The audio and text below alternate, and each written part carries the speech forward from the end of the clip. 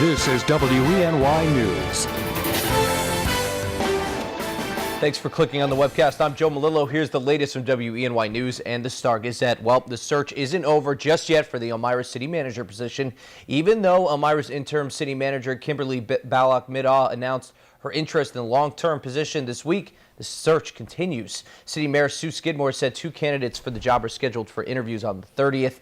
There is a residency requirement that Middaugh might not meet. She lives in West Elmira, outside of city limits. Mayor Sue Skidmore says this has nothing to do with Kim's personality. They just have to follow city requirements. The city manager's position has been vacant since June.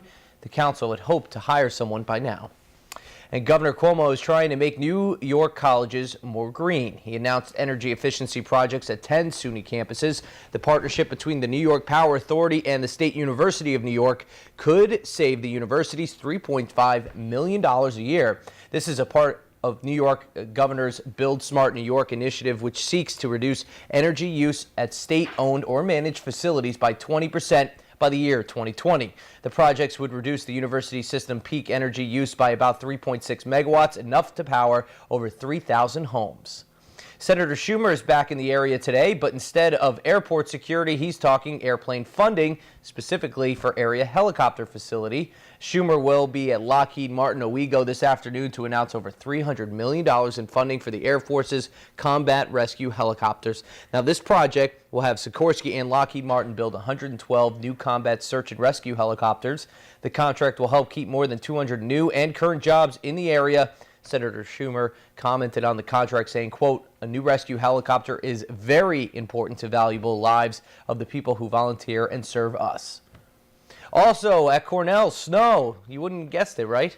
But this happens more often than most schools. Cornell is making AccuWeather's list of top 10 snowiest colleges in the U.S., hitting in at number 9. With snowfall amounting to about 65 inches every year.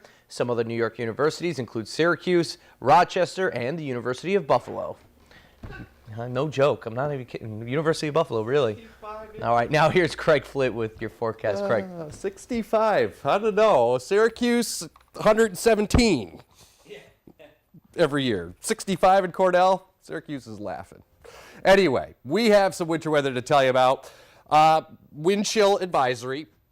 That is through 10 o'clock this morning.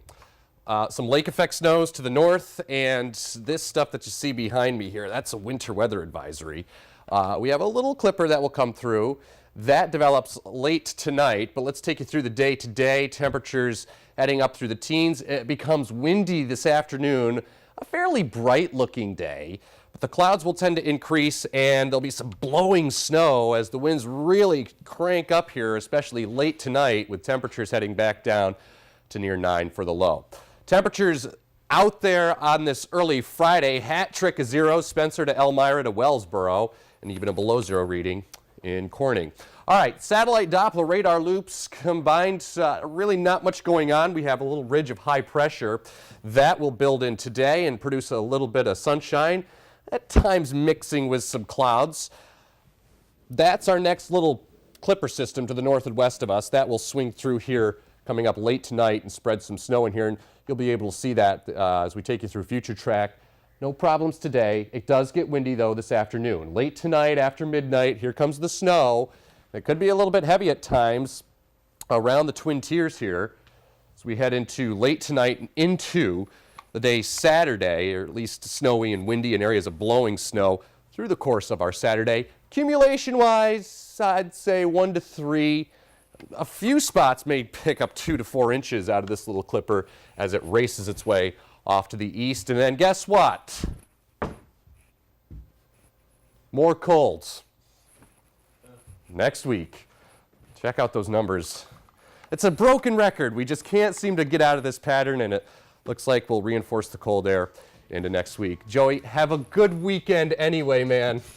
I'm going to try, Craig. I really am, and I'm really hoping these weather changes a little bit so you can have something more to talk about, because he's getting bored over there. Yeah. All right, thanks. For the latest news, weather, and sports, be sure to watch WENY News at noon, 5:30, 6, and 11. Don't forget to pick up a copy of today's Star Gazette.